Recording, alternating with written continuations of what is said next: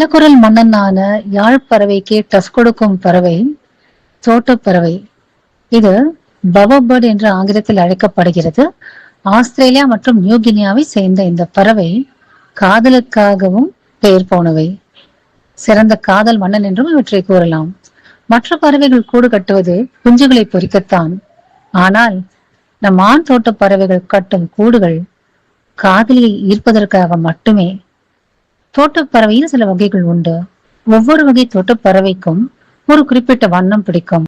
உதாரணமாக சாட்டின் தோட்டப்பறவை நீல நிற பொருட்களை தேடி தேடி சேகரிக்கும்.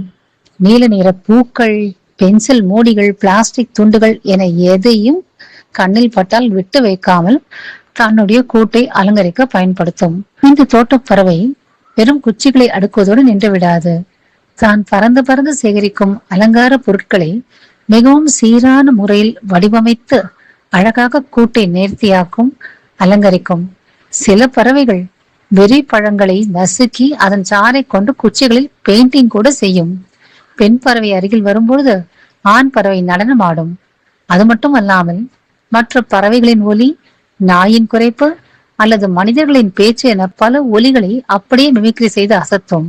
நம்முடைய யாழ்ப்பறவைக்கே டஃப் கொடுக்கும் என்று சொன்னோம் அல்லவா? யாழ்ப்பறவையின் அசல் ஒலியை கூட இது மிமிக்ரி செய்யும். இயற்கையின் இந்த அற்புதமான உயிரினங்களை பற்றி தெரிந்து கொள்ள எங்கள் சேனலுக்கு சப்ஸ்கிரைப் செய்து ஆதரவும் ஊக்கமும் அளிக்குமாறு கேட்டுக்கொள்கிறோம். நன்றி, வணக்கம். Let nature live.